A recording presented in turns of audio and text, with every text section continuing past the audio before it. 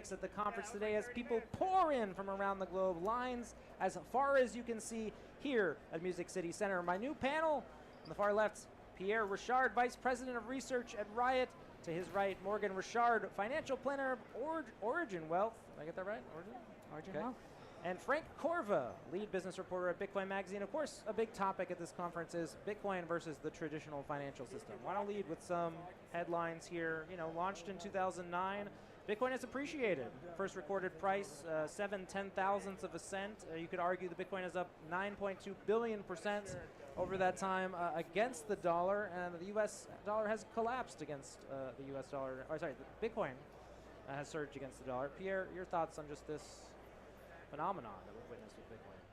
It is a phenomenon, and no other asset has performed like this over 15 years, starting from zero and getting to a $1 trillion market cap.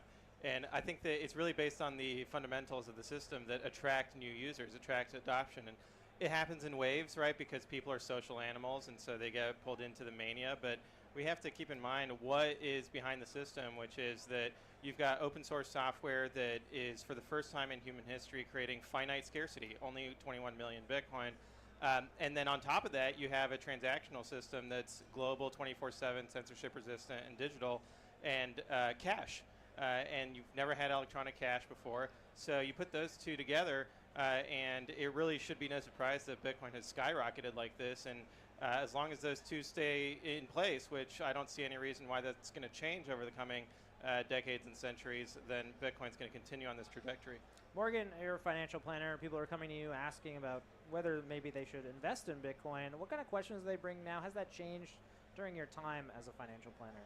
Yeah, that's a great question. So we see people all the time who they want to know how much Bitcoin, how much should we own? They just want to know how much they should They just want to know. It's the number one question is like, how much Bitcoin should I own? And it's funny too, because prior to Bitcoin being a main feature of my practice, it was always, how much house can I afford? So it's kind of nice to see it shift from a consumption item to a savings technology, where people's minds are at. And it's a hard question to answer because it's so dependent on people's specific financial situations. And so we try to spend a lot of time with people, getting to know them and getting to know what's important to them. And I encourage anybody, whether you work with a financial planner or not, to do that, to spend the time getting really clear on your goals, where your life wants to go, what you think you need over the short term, what you need over the long term, and then from there you can really make a good decision about how much Bitcoin is appropriate. Well, it's a challenge, right, to make it practical. People come into the industry, they have high expectations, they see the returns and the performance. Frank, I mean, how do you respond to people who are coming in and they're saying, you got in early, you got lucky, should I just throw everything in today? Yeah, I think people have been saying that forever, right? Pete, you've been in this longer than I have, right? So everybody says, oh, I'm not early enough, it's too high, it's not, and sometimes I think people make the really big mistake of saying, okay, I'm just going to get in on another coin earlier. Just to point it out there's Bitcoin and then there's everything else. So what I tell people is just that, no, I don't think we're going to see, I think whatever you just quoted, a 9 billion% rise in the price of Bitcoin. Or you're ruling that out going forward. Yeah, I mean, I don't want to rule it out. I'm an optimist. The chat here. I mean, there's a lot of people on YouTube. We like the number go up technology. We try to be realistic at the same time, but I think at the same time, I think what I like to think about with Bitcoin is the way Jeff Booth phrases it. He talks a lot about how everything is falling in price compared to Bitcoin versus the price of Bitcoin going up when priced in dollars. Of course, big difference between investing in Bitcoin and understanding Bitcoin. How much should people understand about Bitcoin before they invest? Pierre, we'll go back to you. Well, I mean, to the extent that you can just invest $20 in buy some sats or buy a share of an ETF, you don't have to know anything, right? As long as you're proportional to what your understanding is. And after you've bought it, then you can start doing your research and increasing your allocation as you become more confident and more understanding of it. But the other part of it, as a practical matter, lots of people drive cars around and they don't understand how an internal combustion engine works or how an electric motor functions. And so they look at it practically of getting from point A to point B. And so I think that most people who hold Bitcoin are basically on that same level, is that while they don't understand what a UTXO is and what elliptic curve cryptography is, they're still able to benefit and get utility out of the system. And that's ultimately how it's going to scale and continue to drive adoption. Well, as someone who's been here for 11 years, I maybe wish I spent a little more time investing, less time understanding. Morgan, how do you answer this question of people, how much should they know about Bitcoin before getting in? Yeah, so I think you need to know something, right? You need to know enough to think that this is something that's appropriate for your financial situation, right? And so that could be anywhere. For some people, right, that means that they need to know a lot. They need to go all the way over the cliff and down the rabbit hole in order to even take a 1% position. For some people, though, they can just sort of say, oh, my neighbor owns it, right? And maybe I'll buy it. And so I think, somewhere in between going all the way down the rabbit hole and, just my neighbor next door keeps talking about it is probably where most people should land, to at least take some sort of position. But really, in order to take a larger position size and to be able to sustain that through many different cycles and so forth, and really stomach volatility, you have to have a deep understanding of Bitcoin. And so what I generally recommend for people is that if they don't have a large understanding, is to start with these smaller positions. And generally people get excited about it, and from there they're able to dip their toe in, get their ankle in, get their knees wet, right, until they're fully swimming in the swimming pool. Yeah. Well, let's talk about the price, the psychological factor. $67,000 today here in Nashville, Tennessee, and around the world. Obviously, this plays a role, right? When it was $10, $15, $20, easier to take a chance. Frank, how are people you're talking to thinking about this? It's a great question. Yeah, I think unit bias is a big thing, right? So I think there are still some people out there who think, oh, well, I can't afford a Bitcoin, right? Surprisingly, I mean, we know that Bitcoin each Bitcoin can be broken into 100 million units, which are called Satoshis or Sats for short.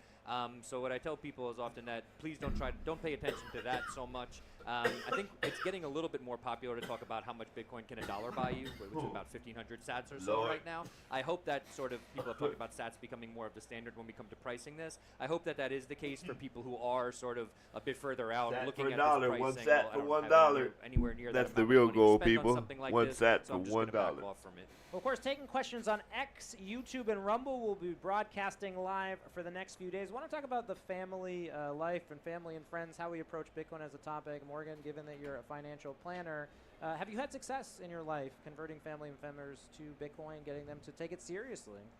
I love that question. So I generally recommend, and I've done this personally, don't bother people about Bitcoin if they don't want to hear it, right? I think that you have to understand when somebody has their mind open and when they have their mind closed. And so if you're approaching, right, a rock and a hard place, right, if you're just going to keep butting heads, and people don't like being talked at, people like having a conversation with. And so this applies to family, friends, clients, whoever it is, right? We can't just orange pill just because Bitcoin exists. You have to orange pill to somebody who has their mind open. And so when family and friends have had their mind open and they're asking questions and they're willing to listen, then that's the right time. And when they don't, let's talk about something else, because I want to stay family and friends. That's right. Well, conversation about Bitcoin, conversations amongst your family and friends here on the stage. We're going to send it over to our roving reporter, Q Gahimi. He's live on the floor talking to some of the speakers and the attendees at Bitcoin 2024. We'll be right back. Thanks, Rizzo, and I'm here live with Brady Swenson, one of the co-founders of Swan.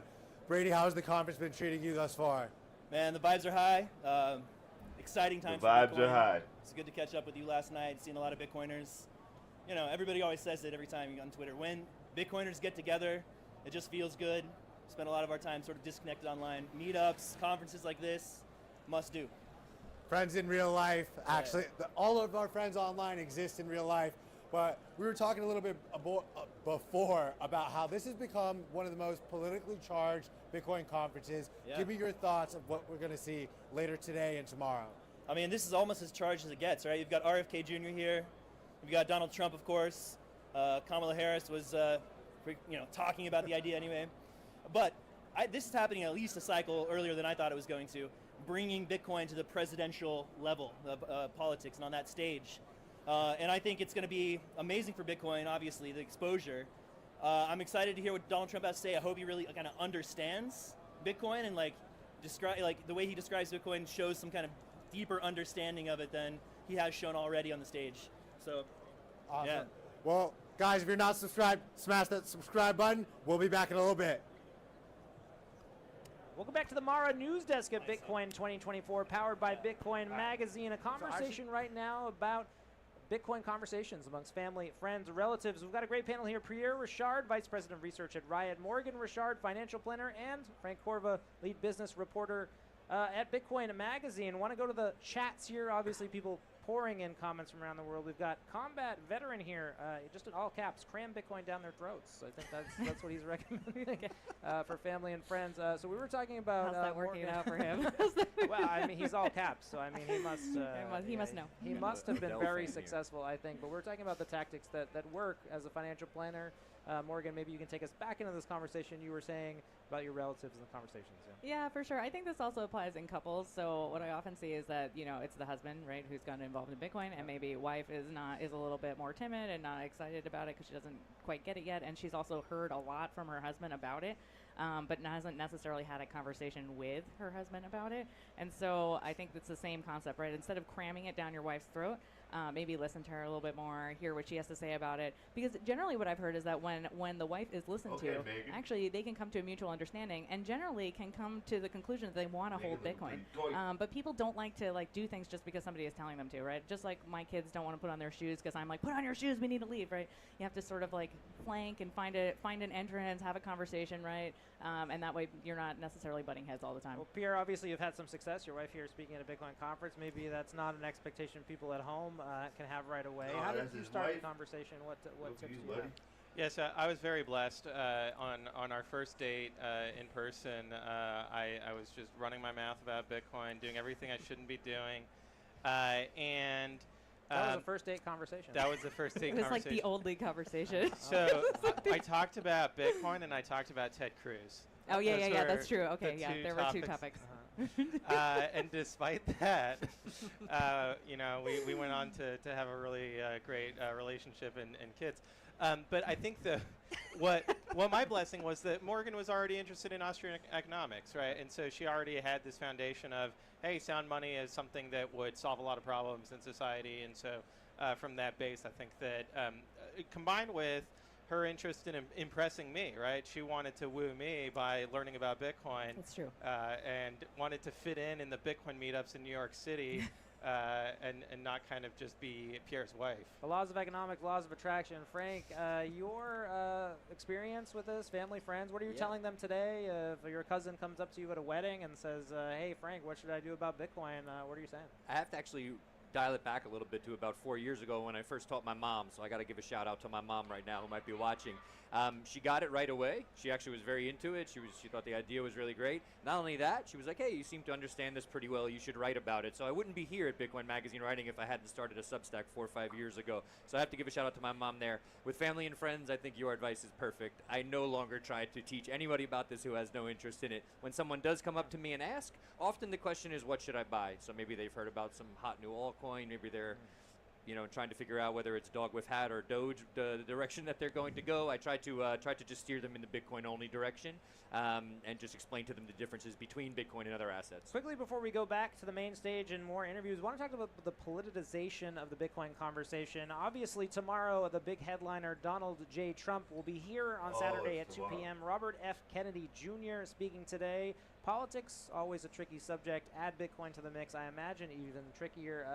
Pierre, your thoughts on just the politicization of Bitcoin in general right now?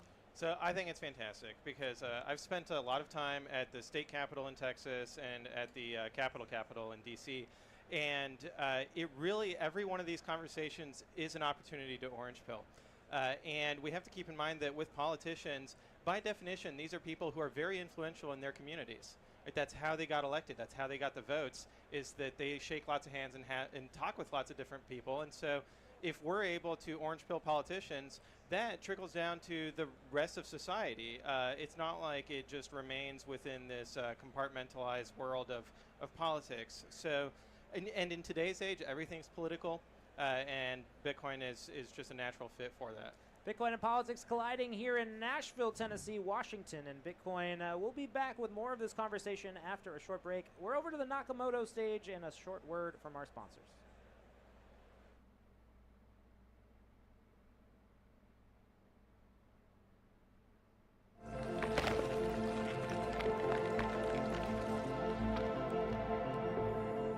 $400 though.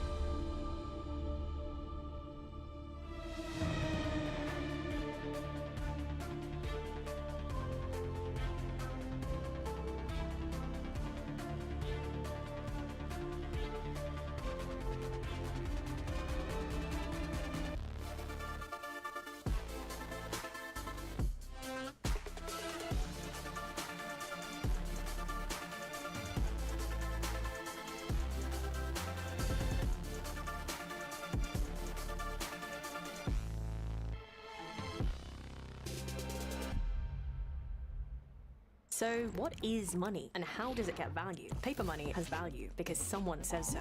Bitcoin is different. It's like digital gold. It has value for many of the reasons gold does, but that's only the start. It has a limited supply, only 21 million, so no one can decide to just print more. Because no central authority controls it, it can never be shut down. And unlike with banks and credit card companies, you don't need approval to use it. It puts the power back in all our hands. Bitcoin lets you control your finances. Kraken lets you buy Bitcoin. Kraken, see what crypto can be. Welcome back to the Mara News Desk at Bitcoin 2024, powered by Bitcoin Magazine. I'm your host again, Pete Rizzo, editor at Bitcoin Magazine.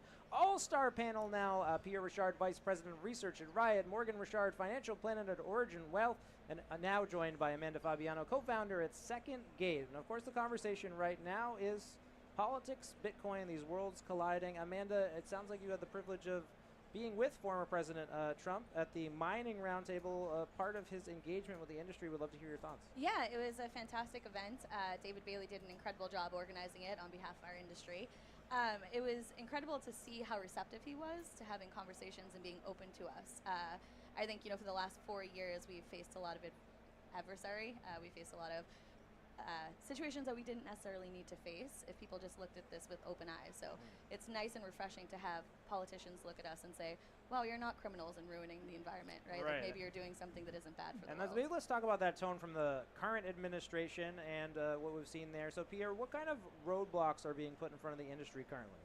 It really started with Elizabeth Warren sending out a letter asking Bitcoin miners all these questions about their wasted energy and all of this. And so in a way that Elizabeth Warren and her goons have driven Bitcoin and Bitcoin mining into the Republican talking points, and that she deserves credit for it in one sense, but also I think that from a political perspective, this is a trap for Democrats, and that they need to find a way to reverse course and go with more moderate voices in the Democratic Party that see the opportunity here for economic growth and job creation. Well, obviously, Morgan, I want to go with you, a financial planner. The red hat, a symbol of division for a lot of people in the country. Does this help or hurt the conversations that you're seeing people having around the table about Bitcoin? Yeah, so I think it hurts about Bitcoin and also about stocks and bonds for sure. I mean, what I've seen is that people are very divided in what their allegiance is to a specific political party. And so they tend to want to adjust their asset allocation or adjust what they're invested in based on who is in office. And generally we recommend that, or we don't recommend that, excuse me. We don't recommend that people do that, right? We want people to stay the course. We want people to think about what they want to do in their life and what's important to them and what are the important elements that they want to execute on, rather than what's going on all around the political sphere. There are just a lot of things that we can't control, but we can control what we're choosing to do and how we're going to weave our money through that. I'll be real. I mean, I think the conversations with my family, I live in the state of New York, from Massachusetts, Democratic strongholds. The idea that Donald J. Trump is speaking at this conference, not well received. Amanda, did you have a different experience? I'm from Massachusetts also. Okay. I live in Puerto Rico now for good reason. My family actually is a little bit more open to it. I think that they've, seen, prices increase over the last 4 years, right? They've seen not a lot of great things happening. We've seen a lot of lies, right? Like even over the past month, we've seen a lot of lies kind of unfold in the Democratic Party. And unfortunately, Bitcoin should be a bipartisan issue, but it has turned not into a bipartisan issue. Well, let's talk about Kamala Harris. So she was rumored to maybe even attending, some interest there. I mean, obviously, is she responsible for the Biden administration? Should we maybe be greeting her with a bit more of a fresh perspective? Your take? Is she capable of having a conversation on it? Like, I don't know, right? Like, I feel like it would be awesome to have Democrats that would be willing and open to have a conversation, because we should remain bipartisan as Bitcoiners. So that would be fantastic. But I don't have a lot of faith that that party would do that based on the last 4 years. Let's talk about some of the issues that Trump has brought into the campaign conversation. I want to read some of his quotes. I will ensure the future of Bitcoin will be made in the USA. I will support your right to self-custody. I will never allow the creation of a CBDC. Pierre, your thoughts on just Trump's policy that he's put together so far? So the right to self-custody is critical, and what he's touching on there is that there is an issue with the KYC AML constructs from the fiat system, where to them self-custody is a loophole that allows people to avoid KYC AML. And the reality is that self-custody is a human right, because what we're saying is that we should be allowed to hold numbers and letters, 12 words, that should be part of free speech, essentially. And when we look at the Trump administration, at the end of the Trump administration, Treasury Secretary Mnuchin, he put out a very controversial proposal which would have infringed on self-custody. And so we can really see this as him repositioning versus what was happening at the end of his administration, repositioning to reset things and to come out with a pro-Bitcoin policy platform. Well, of course, Robert F. Kennedy Jr. here today, competing for votes as well. Morgan, maybe as a voter, I mean, how are you looking at these statements? Is your vote still up for grabs? Is there something that Robert could say today that would convince you to get into his voting block? I mean, I think it's hard for an independent in general to win. I come from a family of independents in general, so like it's not like off the beaten path for someone in my family to vote like that. We were Ross Perot voters back in the day, and so I think that maybe that ultimately led to my interest in Austrian economics, and ultimately led me here. And having married Pierre, that we're now the Bitcoin couple here. But yeah, I mean, again, Ross Perot had like one of the greatest chances, I think, of winning as an independent back then, and it was still extremely difficult for him. So I think the path forward for Robert Kennedy, unfortunately, is going to look very similar. Talking right now about Bitcoin and politics and some of the platforms that we'll see unveiled later today. Robert F. Kennedy Jr. still to speak at Bitcoin 2024. We're going to go now to our roving reporters backstage with our speakers, Bill Miller and Isabella Santos. Stay with us. All right, Bill. So how do you see Bitcoin as a potential driver of generational wealth creation? Well, right now the valuation at 1.3 trillion from a market cap perspective, as many of us know, is a fraction that of digital gold. And if you think about the underlying characteristics of what money should be, Bitcoin embodies all of that and more. And so from a fundamental valuation perspective, if you think it can get to digital gold, that's 12 times upside from here, from a appreciation potential perspective. And younger people have the opportunity to buy into that now and save for many, many years. Obviously, I don't think that's going to happen overnight, but you have the opportunity to put yourself into something that has massive upside potential. It's got a now 14-year track record or so. So from my perspective, not to own it is actually a big mistake. And I would encourage all young people to own it. It's one of my biggest personal assets, and I'm buying more. They say there's a correlation with people saying that the people that don't own Bitcoin are the ones that criticize Bitcoin, but the people that own Bitcoin are the ones that have, more of the knowledge, I would say, about it. Yeah, I don't know anybody that's actually spent time learning about it, studying it, and understanding it that then says, yeah, I don't want anything to do with that. People just think, oh, it's this weird technology and all these people are jumping on some bandwagon. But when you actually spend the time to understand the protocol and why it's so empowering from a personal and individual perspective, I don't see why you wouldn't own it. So what are the key challenges and opportunities you see for families looking to incorporate Bitcoin into their long-term wealth strategies? Understanding it is the most important thing, just because it's so different from any other denominator we have, whether it's dollar, euros, yen, whatever, just because the political system that everyone is used to living in, it doesn't exist within Bitcoin. Bitcoin is a digital protocol that is uncorruptible, that isn't changing, whereas if you look at the history of fiat currencies, people jockey for power. They eventually want to give out tax breaks. They want to give money away to someone else for free. They print more money. Inflation occurs. And so Bitcoin is your own personal savings mechanism independent of that process.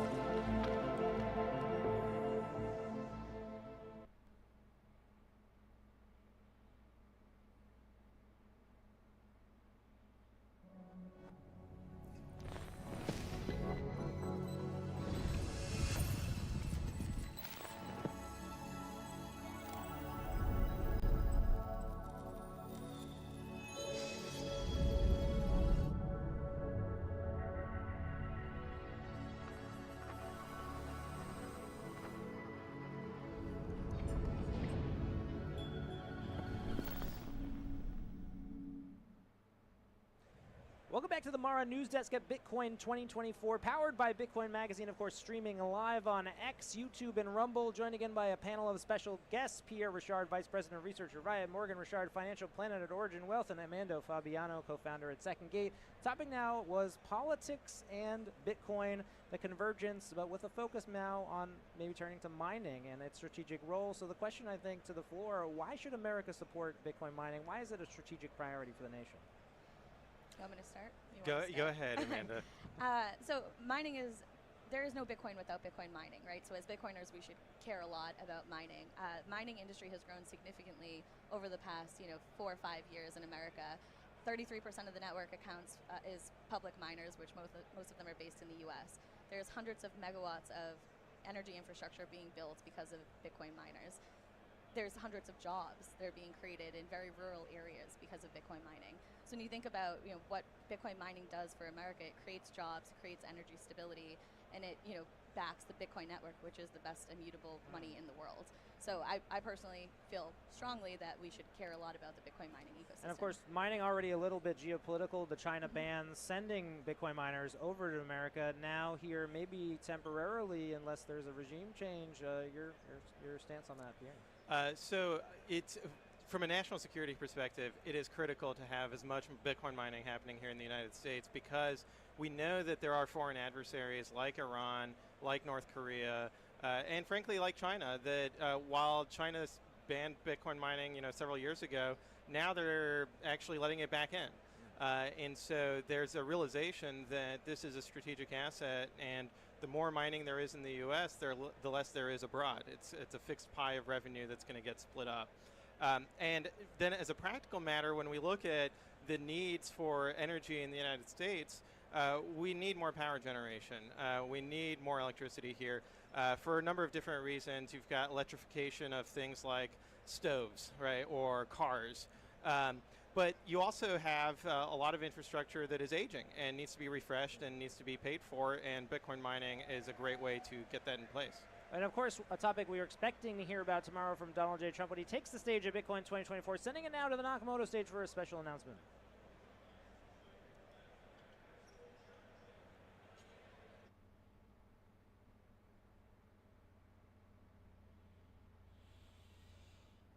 Conference has become the largest premier global Bitcoin gathering in the world, leading hyper-Bitcoinization. While Miami was incredible, it was time to set the stage for Bitcoin in a new city. So we took the conference on the road. Nashville, Tennessee was the obvious choice, a city known for music and freedom. Next year, the conference is hitting the road again in search of the next